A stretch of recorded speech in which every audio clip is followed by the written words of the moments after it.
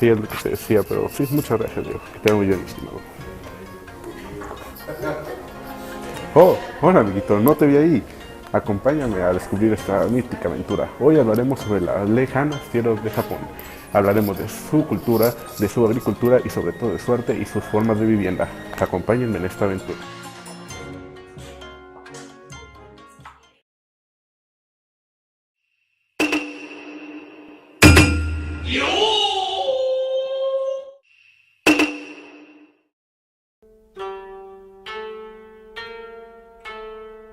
Japón es un país insular del este de Asia, el cual está ubicado entre el Océano Pacífico y el Mar de Japón, al este de China, Rusia y la península coreana. A esta tierra se le conoce como la Tierra del Sol Naciente y actualmente es una de las mayores potencias económicas del mundo actual. Ahora, empecemos por lo básico. Japón. Etimológicamente, Japón viene del significado literal el origen del sol. Tiene un origen chino. Pinji Ruiben Guaregiles Ji Pen. El oriente, el lugar desde donde sale el sol. El carácter es de evolución del círculo de un punto central que representa el sol, y este representa la raíz de un árbol y también tiene el significado el origen. Según la leyenda escrita por el Kyojin Inyogoshi, Japón fue fundado en el siglo XVII a.C. por el mismo emperador Jinmu. Durante los siglos V y VII, el sistema gráfico chino y budismo fueron introducidos junto con otras costumbres chinas a través de la península coreana o directamente desde la Gran China. Emperadores japoneses. Aunque suena prehistórico y a la vez interesante, se puede creer que todavía hay emperadores en nuestro mundo, y el único país que al día de hoy los tiene es Japón, ¿verdad? Es muy maravilloso. Es una interesante forma de gobierno, y es como lo que hace Japón tan misterioso y interesante. Hablaremos del emperador japonés. ¿Qué era? Es el símbolo constitucional reconocido de la nación japonesa y de la unidad de su pueblo. Es la cabeza de toda la estructura de esta modernidad y lo que hacía que el imperio fuera lo que es. Es la familia real imperial japonesa, que es originaria de Japón. El rol del emperador de Japón oscilaba hasta mediados del siglo XX, clérigo de alto rango con grandes poderes simbólicos y un auténtico gobernante imperial. Ha existido un culto imperial, Arahitogami, que considera el Tenyo como sumo sacerdote meditador entre los nombres y la divinidad y los hombres. Debido a sus cercanos lazos con los dioses japoneses, lazos de herencia, la violencia y las operaciones de milicia han sido consideradas incompatibles con el papel de Tenyo al menos durante 14 siglos. Por ello, los monarcas japoneses no han actuado como comandantes militares, al contrario de lo habitual en Occidente. La principal función del emperador durante la mayor parte de los últimos años ha sido la simplemente razón autorizar u otorgar legitimidad a aquellos situados en el poder, esto durante los últimos 1000 años. Bajo la constitución moderna de Japón, el emperador se ha convertido en una figura ceremonial y titular del cargo de jefe del estado de una monarquía constitucional. Según la historia, en total Japón ha tenido nada más y nada menos que 125 emperadores. Al día de hoy aún se mantiene esta forma de gobierno. ¿Qué eran los shoguns? Shogun era el título japonés que designaba literalmente el comandante de jefe para la destrucción de los bárbaros. En la práctica, sus poseedores fueron los dictadores militares del Japón medieval. Las invasiones extranjeras unieron a los níopes en torno a la figura del shogun y de sus tropas, los samuráis, los cuales ya muchos conocemos y son mundialmente famosos por ser uno de los mayores guerreros en la historia, los cuales algunos los consideraban casi dioses o en su caso invencibles. Estos habían sido mercenarios que a partir del 1224 gozaron un estatus legal propio derivado de los valores diarios vinculados a la vida de guerrero y a su relación con los señores feudales. La gran moral de batalla exhibida por las tropas samuráis durante la lucha contra la invasión de los mongoles de Kublai Khan, que consideraron rechazar a pesar de su aparente inferioridad, glorificó la imagen de estos guerreros ante la población y permitió que los sucesivos shogunes conquistaran parcelas del poder frente a los aristócratas de la corte. El shogun se convirtió en el gobernante de facto, con un poder de una importancia similar o incluso superior a la autoridad nominal del emperador. Japón continuó siendo un estado shogun hasta mediados del siglo XIX, cuando el emperador Meiji lanzó la revolución que lleva su nombre, basada en una serie de reformas para modernizar el país. Uno de los shogunes más conocidos fue Tokugawa Ieyasu, que fundó el shogunato Tokugawa, también conocido como el periodo Edo, que gobernó desde la batalla de Sekigahara en 1600, hasta antes mencionada la restauración Meiji en 1868. Durante el siglo XVI, mercaderes de Portugal y de otros Países Bajos de Inglaterra y de España llegaron a Japón y fundaron las mismas cristianas. En 1549 llegó a Japón para predicar el cristianismo el misionero español jesuita San Francisco Javier tras desembarcar en Kagoshima, Kyushu, y aprovechando las rutas comerciales portuguesas a comienzos del siglo XVII, el shogunato comenzó a sospechar de las misiones cristianas. Durante un largo periodo, el restablecido contacto con Occidente provocó cambios en la sociedad japonesa. Tras un fuerte conflicto civil denominado la Guerra Boshi, el shogunato fue obligado a renunciar al poder y devuelto de forma al emperador.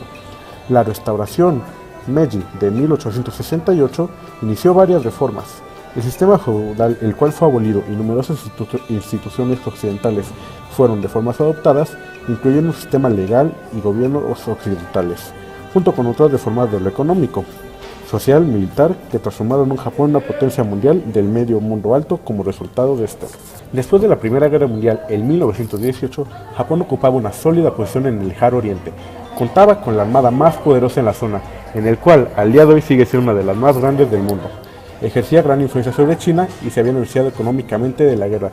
Esto se debía porque ocupaba de los pedidos de los países asiáticos, a lo que el resto de las potencias no lograban entender, y tenía rutas comerciales las cuales la mayoría de las potencias no tenían resultado.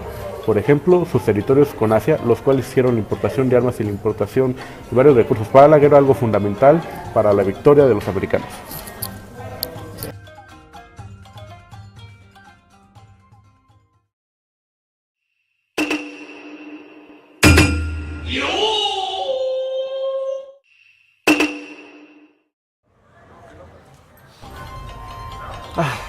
Qué hermoso paisaje. Esto me recuerda a la bellísima arte de Japón. Por ejemplo, les hablaré un poco sobre el arte de Japón. El arte de Japón es la mayor expresión cultural que pueda haber en dicha civilización. En ella se expresaban todos los paisajes bellísimos de la tierra. También todas las formas del hombre, de su expresión. También se expresaban todas sus actividades, ya sea desde la casa, en el mar, o también la forma de agricultura o de venta.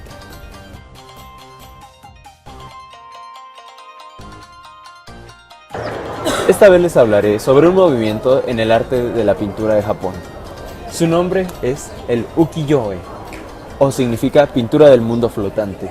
Como su nombre lo dice, plasman muchas obras en el mar, las grandes olas, los grandes mares y océanos, ya que Japón era una isla.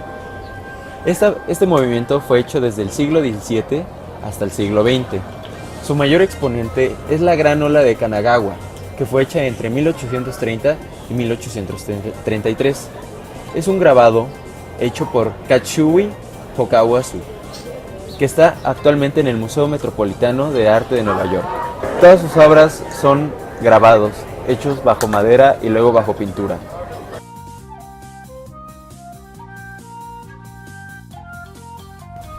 El otro movimiento artístico que vamos a ver se llama Nihonga. Esto literalmente quiere decir pintura japonesa. Esto quiere decir que usaron técnicas y paisajes completamente del Japón. Por ejemplo, usaban tintas japonesas. Usaban también mucho la referencia de los peces, los famosos peces que hay, también gallos, pero obviamente con todas sus características japonesas, las que hasta en la actualidad conocemos. De hecho, muchos tatuajes que se ven en la actualidad son estilo Nihonga.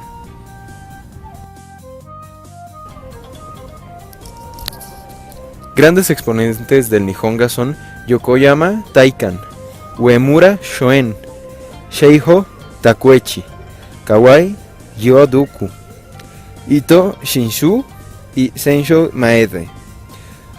Un gran representante es Emura Shoen por el hecho de ser mujer. Como en casi todas las como en casi todas las culturas, a la mujer no se le permitía hacer muchas cuestiones artísticas y políticas. Pero esta es su excepción, porque Uemura Shoen es un gran exponente y de las más virtuosas que pueda haber. Ella representaba mucho a la geisha y a la ortografía japonesa.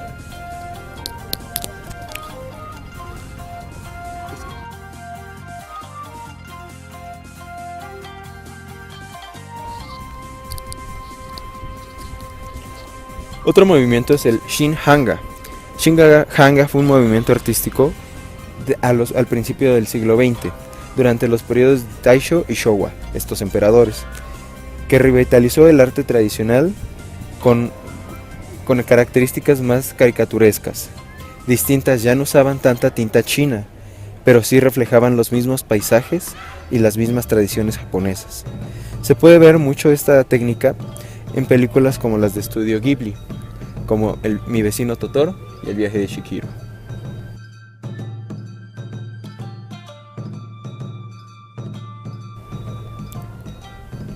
Y periodo de los más importantes, el Sosaku Hanga.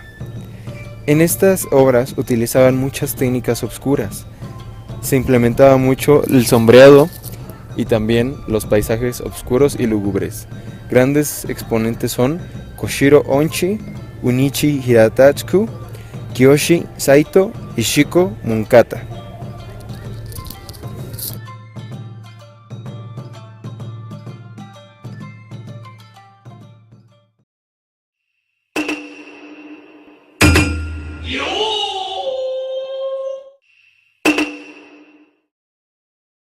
La arquitectura japonesa es una de las más bellas del mundo, y ahora veremos algunas de sus características. Puede asegurarse que la arquitectura japonesa es la evolución del estilo chino, que utiliza las techumbres levantadas y construye los edificios de varios niveles, hechos totalmente de madera. Edifican templos budistas que, como señalan diversos autores, están rodeados de murallas, tienen la entrada del lado sur y cuentan con una pagoda, un pabellón, el dormitorio para los monjes, el refectorio y una sala de descanso y lectura. El torii es un monumento característico de este país y consiste en un arco parecido a las puertas de las estupas de la India, pero sin la ornamentación de estas. También están colocados frente a los templos bellísimos jardines alrededor de las construcciones, donde se plantan árboles de todos tipos de carácter simbólico, especialmente el religioso. El principal material de construcción es la madera, ya que Japón se encuentra en una zona tectónica. Usan métodos de construcción como el anclaje y la fijación de la madera.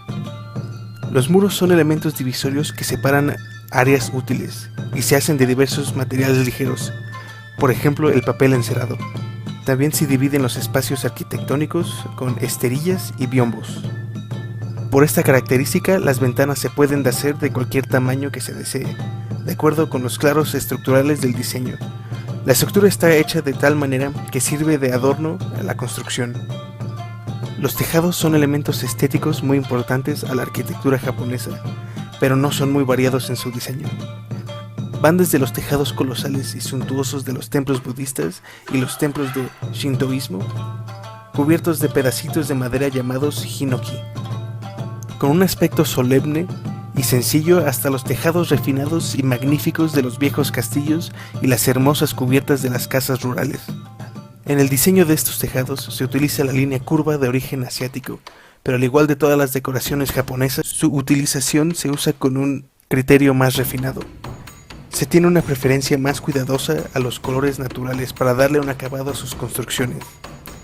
El mobiliario es muy escaso y en general es de poca altura, utilizándose frecuentemente en el piso para sentarse, dormir y comer, apoyándose en cojines, colchones, alfombras y tapetes. Las obras más representativas de la arquitectura japonesa son el templo de Horyu de Nara, el de los principios del siglo VII después de Cristo, el templo de Yakushi-ji de Nara de 700 después de Cristo, el templo de Todaji de Nara, la pagoda de 5 pisos de Muro-ji cerca de Nara, el pabellón de reliquias de Engaku-ji y los edificios de la residencia imperial de Katsura cerca de Kioto.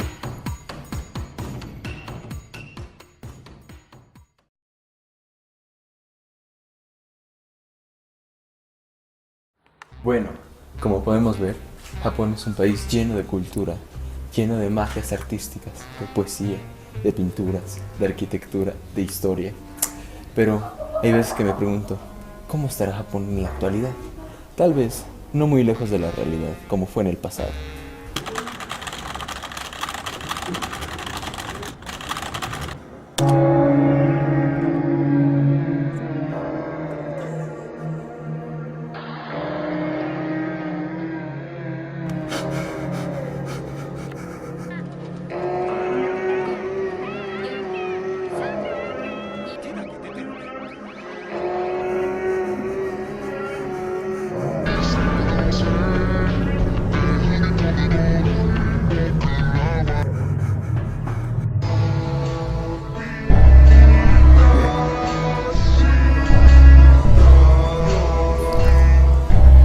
Oh, Diego, ¿ya le dijiste a nuestros amiguitos cómo está?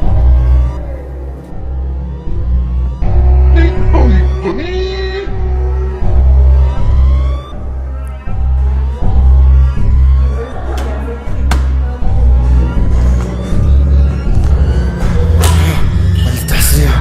¿Qué le hicieron? ¿Qué le hicieron?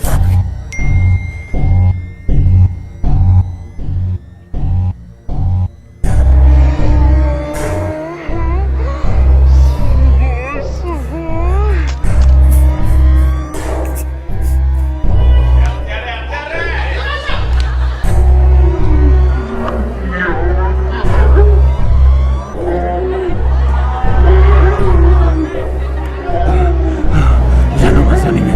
Dios, Totoro, Kawasaki, no. お兄ちゃん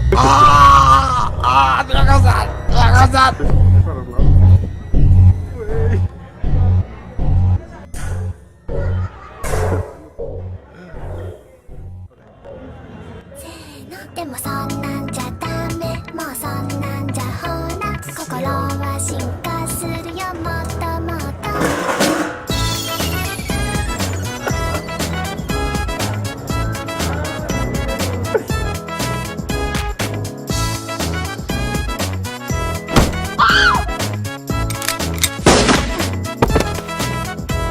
言葉にすれば消えちゃう関係なら言葉を消せばいいやって思ってた恐れてただけどあれなんか違うかも千里の道も一歩から石のように硬いそんな石で血にも詰まれば大和なでしこ死ぬ気でいや死ぬ気でふわふわりふわふわ It's called hentai, and it's art.